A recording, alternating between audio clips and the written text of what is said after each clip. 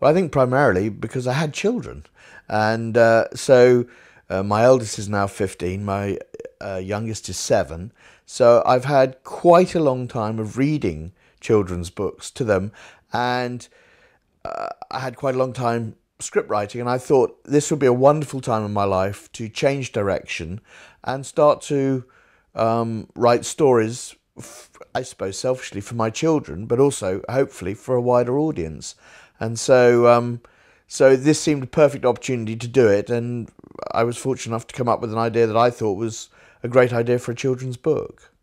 Well, it is, and it proved to be a very different experience for me. Obviously, when you write a film script, it's sort of been described as writing a set of instructions as to how to put up a piece of furniture. But when you come to write a book, obviously there are more words, but you have to really focus very differently on how you're telling the story. I think what's true for both forms, both screenwriting and book, is, for me, the most important thing, which remains the same for them both, is the story. You've got to have a great story, and if you can have a great story, then I've been lucky enough with Chicken House to have editors who've really helped me with turning it from what I think was quite screenplay-like in its first draft to a really polished book in its finished edition. So they're same, but they're different, if you know what I mean. Yeah, I think I have actually. I mean, I was born in 1960, which is only 15 years after it had finished the war, and now it seems like ancient history. I mean, it really does. It's 70 years or something since it finished. But when I was growing up, it was still very, very relevant.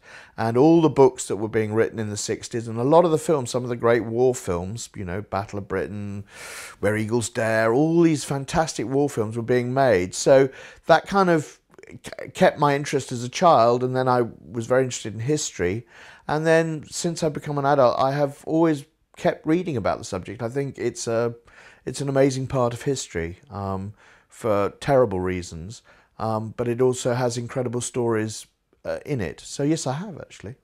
Yes, I did. I hope I've treated it sensitively, because it is a very difficult period of history for many, many millions of people still, and I don't want to exploit Hitler in any way that would seem not to take account of his evilness and his role in history. So I hope I've trod very carefully around the subject, and I do think it is something you have to be very much aware of when you're writing about the period, if you're going to use him in a story.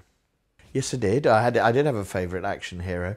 It was James Bond, really, and I suppose, you know, that has remained pretty true for the last 40 years. But when I was growing up, it was really about the books and not so much about the film. And now I suppose what's happened is that James Bond is really about the film and not about the books. I don't know any of my children would dream of reading a James Bond book, and actually they're like historical novels now anyway. But when I was growing up, yeah, they would have been James Bond, and then, you know, any other kind of thriller writer from that period I used to love reading.